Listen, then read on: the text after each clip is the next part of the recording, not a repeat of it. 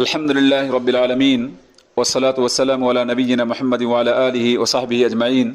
واشہد ان لا الہ الا اللہ وحدہ لا شریک لہ واشہد ان محمدا عبدہ ورسولہ اما بعد. جناب،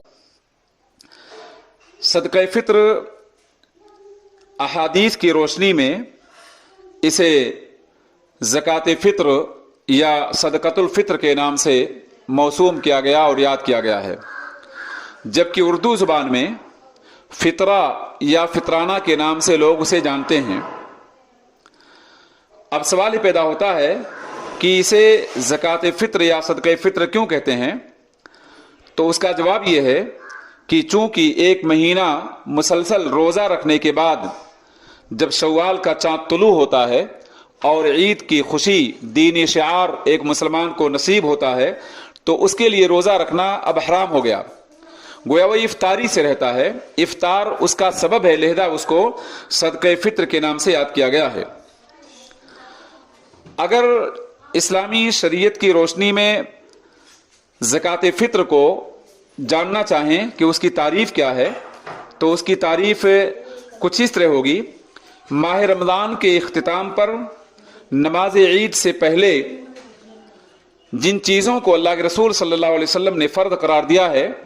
اور جتنی مقدار میں فرض قرار دیا ہے اور جس کے حق میں فرض قرار دیا ہے اس کو ادا کرنے کا نام فطرہ ہے. اس کی تفصیل انشاءاللہ آئے گی. یہاں ایک اگلا سوال پیدا ہوتا ہے کہ اس فطرے کو نکالنے کا وقت کیا ہے. اس سلسلے میں دو باتیں ہمارے لیے جاننا مفید ہوں گی. پہلی بات تو یہ ہے کہ افضل وقت اس کے نکالنے کا یہ ہے کہ نماز فجر سے فراغت کے بعد عیدگاہ جانے سے قبل اس کو نکال دیا جائے، جیسا کہ ابن عمر رضی اللہ عنہ سے مروی حدیث کے الفاظ ہیں: فرض رسول اللہ صلی اللہ علیہ وسلم زکاة الفطر صاع من تمر او صاع من شعیر علی العبد والحر والذکر والانثى والصغیر والکبیر من المسلمین وامر بها ان تؤدى قبل خروج الناس الى الصلاة. صحیح بخاری 1503، صحیح مسلم 984. اس حدیث کا مطلب یہ ہے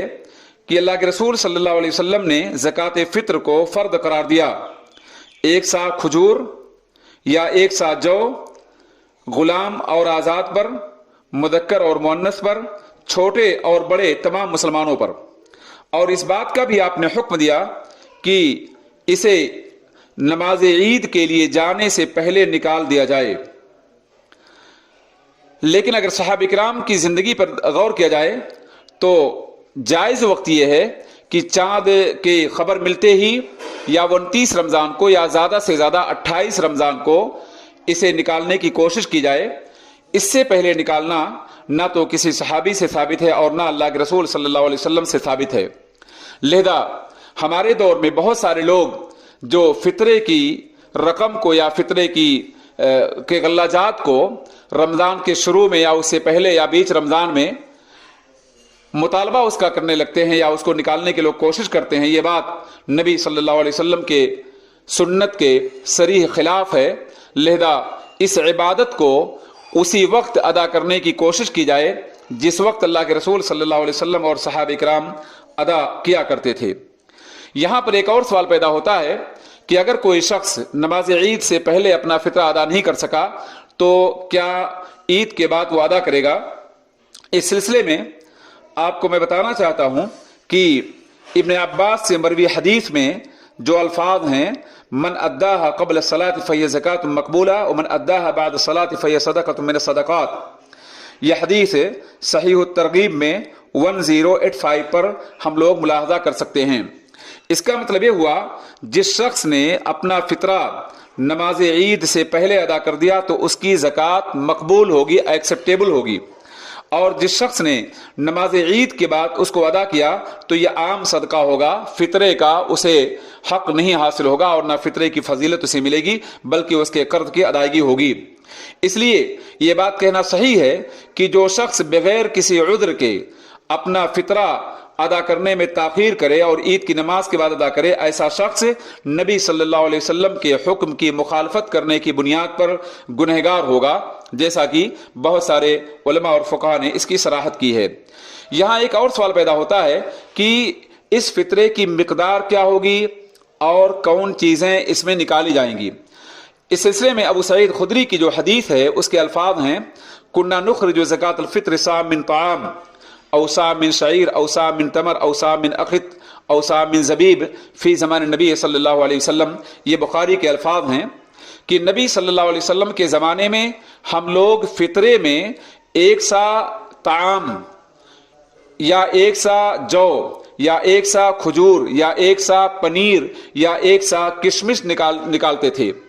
یہ ابو سعید خدری کی حدیث امام بخاری کی صحیح میں 1506 اور امام مسلم کی صحیح میں 985 پر ملاحظہ کی جا سکتی ہے۔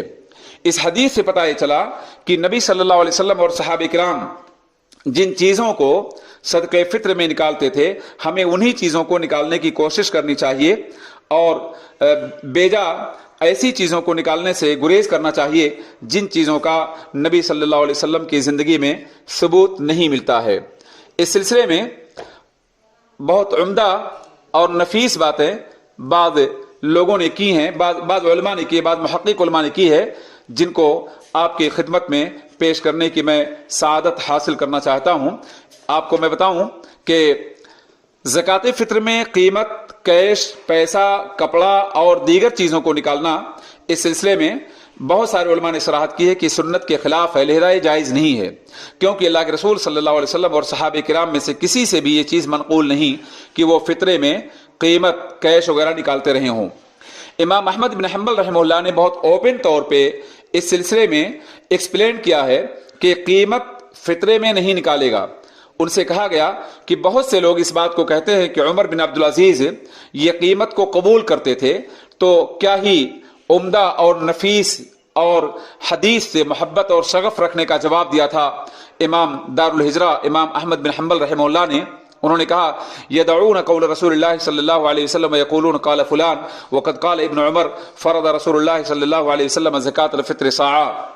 اس کا مطلب یہ ہوا کہ لوگ رسول اللہ صلی اللہ علیہ وسلم کے فرمان کو چھوڑ کر یہ کہتے ہیں کہ فلاں نے کہا ہے، جبکہ ابن عمر کی حدیث میں نبی کا فرمان یہ ہے کہ اللہ کے رسول صلی اللہ علیہ وسلم نے زکوٰۃ فطر کو فرض قرار دیا ایک سا،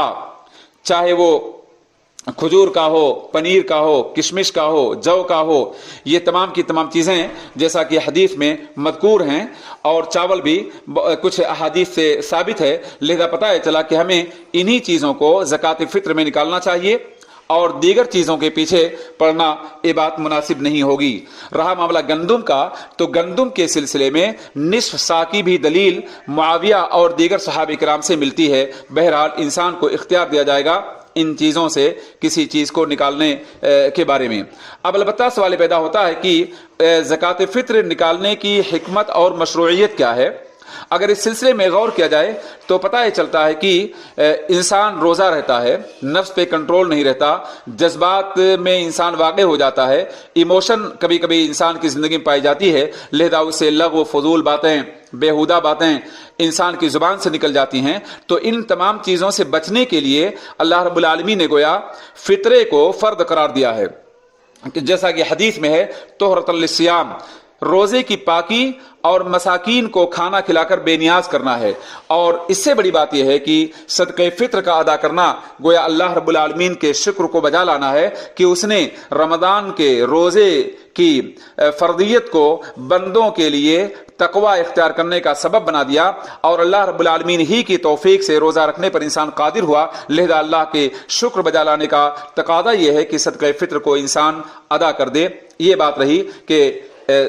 مشروعیت کیا ہے صدقہ فطر کی۔ اب سوال پیدا ہوتا ہے کہ یہ صدقہ فطر کس کی جانب سے نکالا جائے گا؟ تو اگر اس سلسلے میں آپ غور کیجئے تو پتہ یہ چلے گا کہ گھر کا گارجن یا ذمہ دار شخص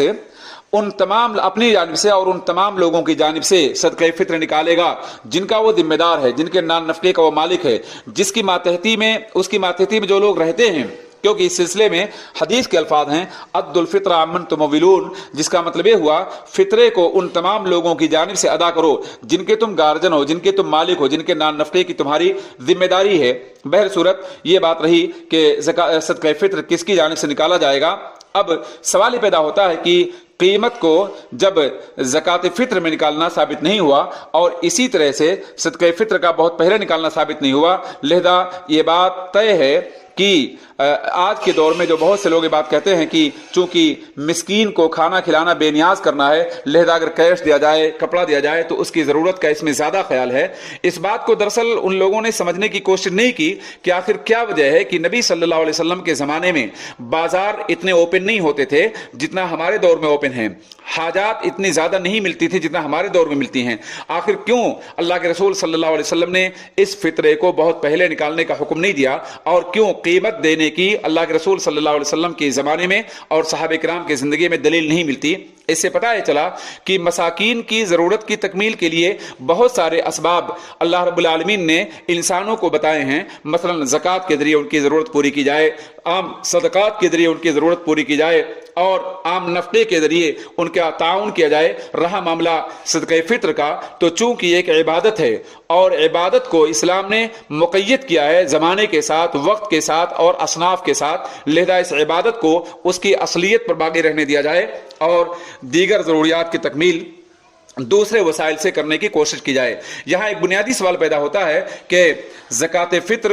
کے سلسلے میں ہمارے ہاں بہت سے لوگ سوال کرتے ہیں کہ کس کو دیا جائے زکوٰۃ فطر، اور کچھ لوگ کہتے ہیں کہ زکوٰۃ فطر انہی لوگوں کو دیا جائے جو زکوٰۃ کے مستحق ہیں، جبکہ حدیث اور قرآن میں کوئی ایسی دلیل نہیں ہے کہ زکوٰۃ فطر کے مستحق وہی لوگ ہیں جو زکوٰۃ عام کے مستحق ہیں، بلکہ زکوٰۃ فطر صرف مساکین کا، محتاج لوگوں کا، جن کے پاس رزق کے سامان نہیں، وہی لوگ اس کے حقدار ہیں، لہذا انہی کو زکوٰۃ فطر دینے کی کوشش کی جائے۔ یہاں اور ایک سوال پیدا ہوتا ہے کہ زکوٰۃ فطر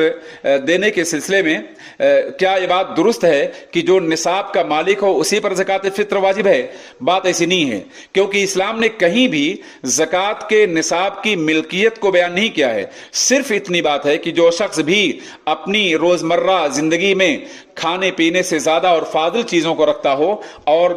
جو آدمی اپنے اور اپنے گھر والوں کی جانب سے ان چیزوں کو ادا کر سکتا ہو فطرے میں، اس پر اللہ رب العالمین نے زکوٰۃ فطر کو